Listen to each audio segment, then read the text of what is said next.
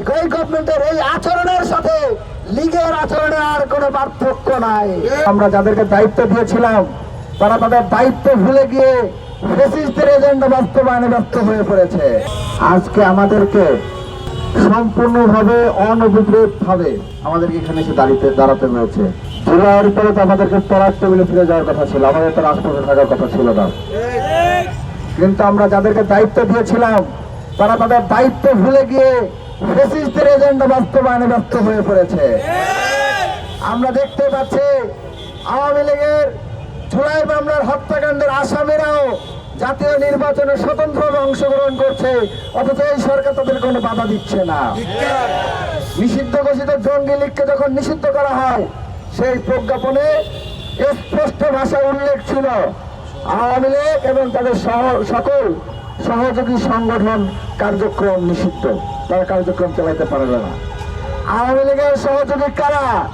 আওয়ামী লীগের সহযোগী 14 দল, আওয়ামী লীগের সহযোগী জাতীয় পার্টি।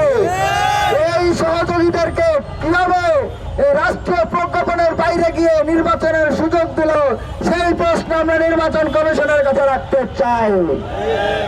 জুলাই বিপ্লবের একজন বিপ্লবী বেঁচে থাকতো, যাদের হাতে জুলাইয়ের রক্ত লেগে আছে, যারা জুলাই গণহত্যা সংগঠিত করেছে, যারা গত 15-16 বছর ধরে ফ্যাসিবাদী শাসন কায়েম করতে সহযোগিতা করেছে, তাদের কাউকে নির্বাচনে অংশগ্রহণ করতে দেওয়া হবে না। সংগ্রামের সাথে বন্ধুগণ, নির্বাচন কমিশনের অনেক তামাশা আমরা দেখেছি। জুলাই যোদ্ধাদের মনোনয়ন বাতিল হচ্ছে, আমরা দেখি তাসকিন যারা মনোনয়ন বাতিল হয়, আমরা দেখি আরো যারা জুলাই সপক্ষের শক্তি ছিল তাদের মনোনয়ন বাতিল করা হয়, কিন্তু সেই বাছাইয়ে জুলাইয়ের খুনিদের মনোনয়ন টিকে যায়, সেখানে জাতীয় পার্টির মনোনয়ন টিকে যায়।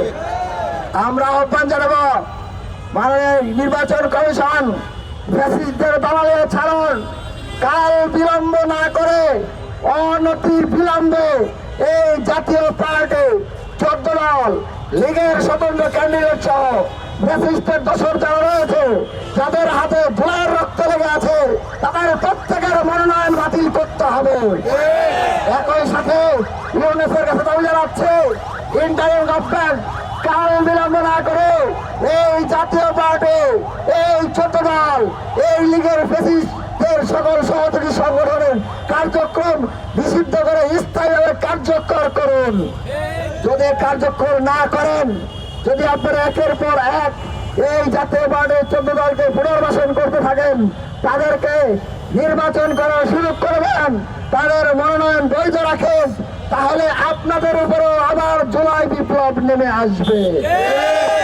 একই সাথে আমরা দেখতে পাচ্ছি যখনই সেনা প্রধানের বিরুদ্ধে কথা বলা হয়, যখনই ইউনিসেফের বিরুদ্ধে কথা বলা হয়, যখনই ডিজিএফের বিরুদ্ধে কথা বলা হয়, ঠিক তখনই যারা কথা বলে, যারা আওয়াজ তোলে, তাদের ব্যাপারে বিভিন্ন মিথ্যা অভিযোগ দিয়ে তাদেরকে জেলে পুরে রাখা হচ্ছে।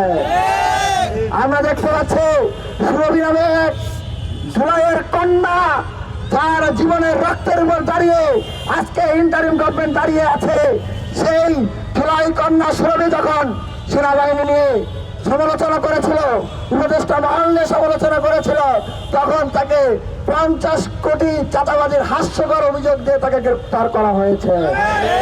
এটাই প্রমাণ করে এই গভর্নমেন্টের সাথে, এই গভর্নমেন্টের এই আচরণের সাথে লীগের আচরণে আর কোনো পার্থক্য নাই। লীগও ঠিক একই কায়দায় তার বিরুদ্ধে সমালোচনা করলে তার ব্যাপারে মিথ্যা রাজনৈতিক মামলা দিয়ে তাদেরকে নির্যাতন করতে, গ্রেফতার করত।